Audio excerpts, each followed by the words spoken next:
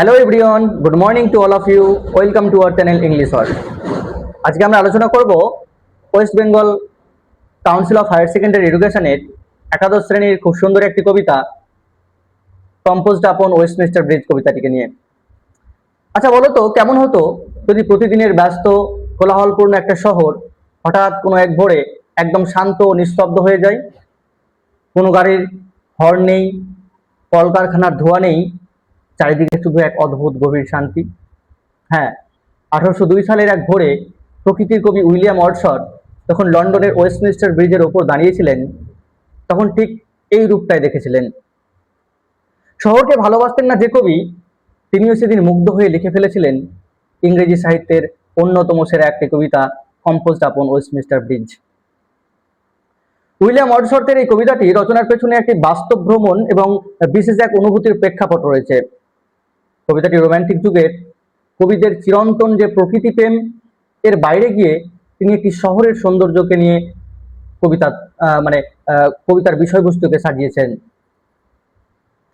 1802 সালের এক কাক ভোরে উইলিয়াম ওয়ার্ডসওয়ার্থ এবং তার বোন ডরোথি ওয়ার্ডসওয়ার্থ ইংল্যান্ডের লন্ডন হয়ে ফ্রান্সের উদ্দেশ্যে রওনা হয়েছিলেন। তারা ভোরের আলো ফোটার মুহূর্তে একটি ঘোড়ার গাড়িতে চড়ে লন্ডনের ওয়েস্টমিনিস্টার ব্রিজ পার হচ্ছিলেন। ভোরের প্রথম আলো যখন শহরের বড় বড় গম্বুজ, থিয়েটার আর টেমস নদীর উপর পড়লো, তখন কবির মনে হলো মানুষের তৈরি এই শহরটিও যেন প্রকৃতির একটা গভীর অংশ হয়ে শান্তিতে ঘুমোচ্ছে। শহরের এই অচেনা, পবিত্র এবং শান্ত রূপ কবিকে এতটাই মুগ্ধ করে যে তিনি তৎক্ষণাৎ ওয়েস্টমিনিস্টার ব্রিজের উপর দাঁড়িয়েই এই কবিতাটি লিখে ফেলেন। যিনি সারা জীবন পাহাড়, নদী আর অরণ্যের গান গাইলেন, তিনি কেন হঠাৎ ইট পাথরের একটা শহরের প্রেমে পড়ে গেলেন? যে লন্ডন শহরকে তীব্র অপছন্দ করতেন, তিনি সেই ভোরে ওয়েস্টমিনিস্টার ব্রিজের উপর দাঁড়িয়ে কি এমন দেখলেন যা তার চেনা পৃথিবীকে বদলে দিল? সেদিন ভোরে কি ঘটেছিল? কেন এই কবিতাটি আজও বিশ্বজুড়ে এত বিখ্যাত? চলো আজ লাইনে লাইনে সহজ বাংলায় বিশ্লেষণ করি ওয়ার্ডসওয়ার্থের সেই জাদুকরী কবিতা। তো এই কবিতাটি শুরু করার আগে আমি আরো একটি তথ্য তোমাদের দিতে চাই। এই কবিতাটি সনেট ফর্মে লেখা হয়েছে। সনেট কি না, সনেট হলো ইউরোপীয় সাহিত্যের একটি অত্যন্ত জনপ্রিয় এবং ঐতিহ্যবাহী কবিতার রূপ। সহজ কথায় বলতে গেলে এটি হলো 14 লাইনের একটি সংক্ষিপ্ত কবিতা, যা একটি নির্দিষ্ট নিয়ম ও ছন্দের কাঠামো মেনে লেখা হয়। বিশ্ব সাহিত্যে মূলত দুই ধরনের সনেট সবচেয়ে বেশি বিখ্যাত। এক হলো ইতালীয় বা পেত্রার্কান সনেট, আর অপরটি হলো ইংরেজি বা শেক্সপিয়ারিয়ান সনেট। তো আজকে আমাদের যে আলোচ্য কবিতাটি, সেটি একটি পেত্রার্কান সনেট। ইতালির বিখ্যাত কবি ফ্রান্সিসকো পেত্রার্ক এই সনেটের জনক। এই সনেটের 14টি লাইন দুটি ভাগে বিভক্ত থাকে। প্রথম 8 লাইনকে বলা হয় অক্টেভ। এখানে কবি মূলত কোনো সমস্যা, প্রশ্ন বা দৃশ্যপট তুলে ধরেন। আর শেষ 6 লাইনকে বলা হয় সেস্টেট, যেখানে কবি সেই সমস্যার সমাধান বা তার গভীর অনুভূতি প্রকাশ করেন। তো চলো আর কথা না বাড়িয়ে কবিতাটি শুরু করা যাক। কবি বলছেন, আর্থ has not anything to show more fair. পৃথিবীর কাছে এর চেয়ে সুন্দর আর কোনো কিছু দেখানোর নেই।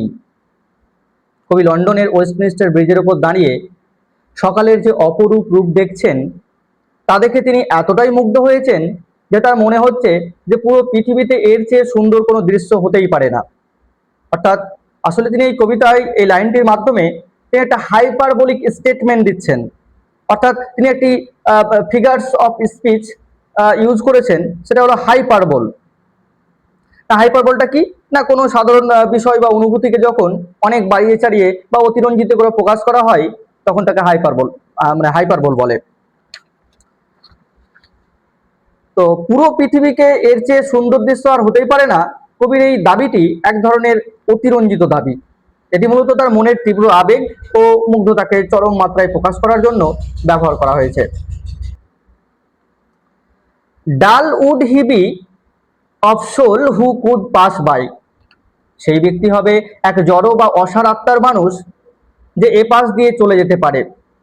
অর্থাৎ ওয়ার্ডসওয়ার্থ মনে করেন যে এই অতি প্রাকৃতিক সৌন্দর্য দেখেও যার মন বলবে না, বা যে ব্যক্তি না দাঁড়িয়ে নির্দ্বিধায় পাশ কেটে চলে যাবে, তার ভেতরের কোনো শৈল্পিক বা আত্মিক অনুভূতি নেই, সে এক নিস্পৃহ ও অনুভূতিহীন মানুষ। A sight so touching in its majesty, এমন একটি দৃশ্য যা তার মহিমায় অত্যন্ত হৃদয়স্পর্শী। সকালের নির্জন লন্ডনের এই দৃশ্যটি একই সাথে রাজকীয়, বিশাল এবং মানুষের মনকে গভীরভাবে স্পর্শ করার মতো। This city now doth like a garment where the beauty of the morning silent bear, এই শহরটি এখন একটি পোশাকের মতো পরিধান করে আছে সকালের সেই সৌন্দর্য যা শান্ত এবং উন্মুক্ত। অর্থাৎ কবি এখানে মানে লন্ডন শহরকে একজন জীবন্ত মানুষের সাথে তুলনা করেছেন। তার মনে হচ্ছে শহরটি সকলের সৌন্দর্যকে একটি সুন্দর পোশাকের মতো করে গায়ে জড়িয়ে রেখেছে। সকালের এই রূপটি একেবারে নিস্তব্ধ এবং মানে কোলাহল মুক্ত। দিনের বেলার ব্যস্ততা ও ধোঁয়াশা এখনো শুরু হয়নি, কর্মচঞ্চলতা এখনো শুরু হয়নি, তাই পুরো শহরটি একদম পরিষ্কার এবং উন্মুক্ত দেখাচ্ছে। কবি এখানে আরো একটি ফিগারস অফ স্পিচ ইউজ করেছেন, পার্সনিফিকেশন। না, পার্সনিফিকেশন কি? না, যখন কোনো জড়বস্তু, প্রকৃতি বা প্রাণহীন বিষয়কে মানুষের মতো জীবন্ত রূপ দেওয়া হয় এবং মানুষের গুণাবলী আরোপ করা হয়, তখন তাকে পার্সনিফিকেশন বলে। এখানে লন্ডন শহরকে একজন জীবন্ত মানুষের সাথে তুলনা করা হয়েছে, যে কিনা সকালের সৌন্দর্যকে একটা সুন্দর পোশাকের মতো গায়ে জড়িয়ে রেখেছে। কাপড় পরিধান করা মানুষের কাজ, যা এখানে শহরের উপর আরোপ করা হয়েছে, তাই এটি একটি পার্সনিফিকেশন। শুধু তাই নয়, আরো একটি ফিগারস অফ স্পিচ এখানে ইউজ করা হয়েছে, সেটা হলো সিমিলি। যখন দুটি ভিন্নধর্মী জিনিসের মধ্যে তুলনা করার জন্য স্পষ্ট শব্দ হিসেবে লাইক বা অ্যাজ ব্যবহার করা হয়, তখন তাকে সিমিলি বলে। তো শহরটি সকালের সৌন্দর্যকে কিভাবে জড়িয়ে রেখেছে তা বোঝাতে গিয়ে কবি পরিষ্কারভাবে এখানে লাইক শব্দটি ব্যবহার করে পোশাকের সাথে তুলনা করেছেন, লাইক আ গার্মেন্ট। সো এটি একটি simile. Ships, towers, domes, theatres and temples lie open unto the fields and to the sky. জাহাজ, চূড়া, গম্বুজ, থিয়েটার্স মানে নাট্যশালা, অ্যান্ড টেম্পলস। টেম্পলস বলতে এখানে মন্দির নয়, এখানে অ্যাকচুয়ালি সেই তাদের চার্চগুলোর কথা মানে বুঝিয়েছেন, অর্থাৎ উপাসনালয়গুলোকে বুঝিয়েছেন যে এগুলো কি করছে না, শুয়ে আছে। কোথায় শুয়ে? না, ওপেন আনটু দ্য ফিল্ডস, মানে উন্মুক্ত হয়ে আছে সুদূর মানে মাঠ, অ্যান্ড টু দ্য স্কাই এবং আকাশের নিচে।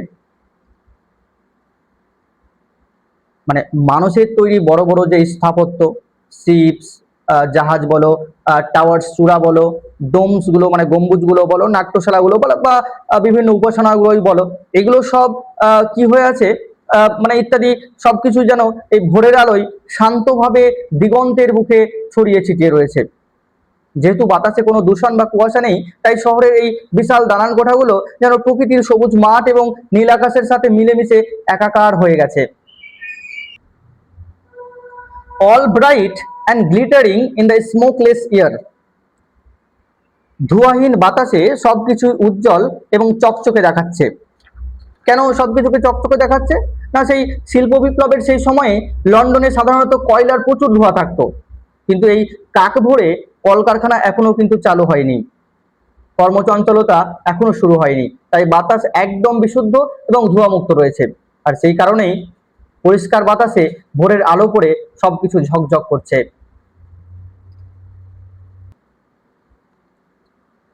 Never did sun more beautifully steep in his first splendor valley, rock or hill. সূর্য কখনো এত সুন্দরভাবে প্লাবিত করেনি তার প্রথম দীপ্তিতে, ইন হিজ ফার্স্ট স্প্লেন্ডার মানে হচ্ছে তার প্রথম দীপ্তিতে, ভ্যালি, রক অর হিল অর্থাৎ কোনো উপত্যকা, পাহাড় বা পর্বতকে। অর্থাৎ কবি বলছেন যে কবি এর আগেও বহুবার তিনি সুন্দর সূর্যোদয় দেখেছেন, কিন্তু ওয়েস্টমিনস্টার ব্রিজ থেকে আজকে এই সকালে সূর্যের প্রথম আলো যেভাবে পুরো শহরকে রাঙিয়ে দিচ্ছে তা তার কাছে নজিরবিহীন মনে হচ্ছে। সাধারণত কবিরা পাহাড়, উপত্যকা বা প্রকৃতির উপর সূর্যের আলো পড়ার প্রশংসা করেন, কিন্তু অর্থৎ বলছেন যে কোনো প্রাকৃতিক উপত্যকা বা পাহাড়কেও সূর্যের প্রথম আলো এত সুন্দর দেখাতে পারেনি যতটা সুন্দর আজ এই কৃত্রিম শহরকে দেখাচ্ছে।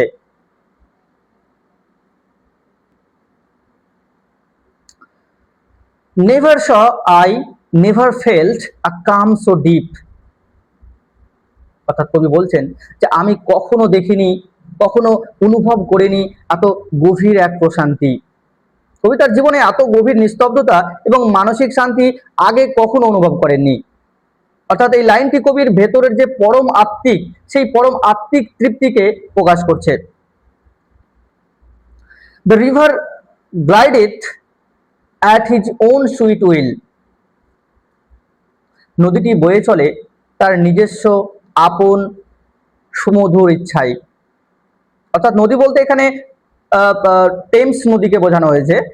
দিনের বেলায় শত শত নৌকা ও জাহাজের চাপে নদীর স্বাভাবিক গতি ব্যাহত হয়, কিন্তু এই ভোরে নদীটি যেন সম্পূর্ণ স্বাধীন, সেটা নিজের শান্ত গতিতে মনের আনন্দে যেন বয়ে চলেছে।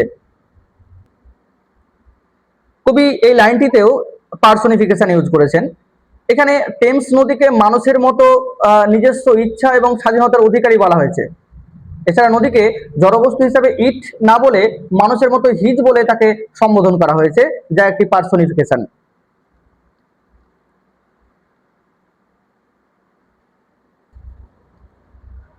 Deer God, the very houses seem asleep. হে ঈশ্বর, বাড়িঘরগুলোকেও যেন মনে হচ্ছে ঘুমিয়ে আছে।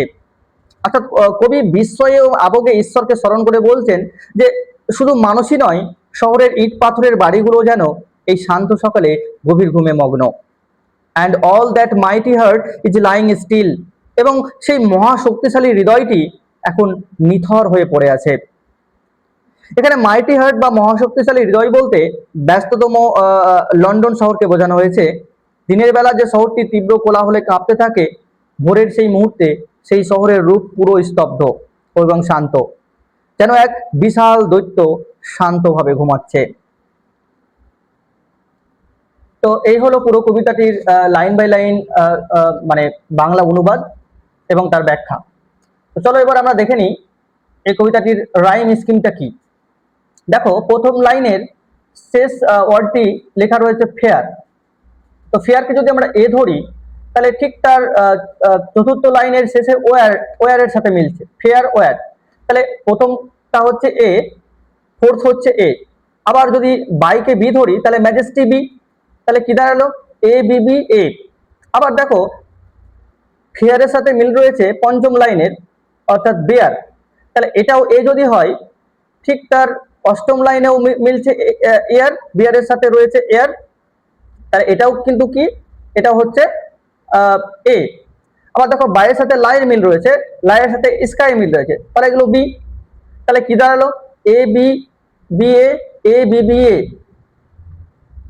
আবার দেখো স্টিপ, এই স্টিপটা আগের কোনো সাউন্ডের সাথে মিলছে না, তো এটাকে আমরা সি ধরি। আবার হিলও মিলছে না, তো হিলকে যদি ডি ধরি, তাহলে কি দাঁড়ালো সিডি। আবার স্টেপের সাথে ডিপ মিলছে, হিলের সাথে উইল মিলছে, তাহলে সিডি সিডি।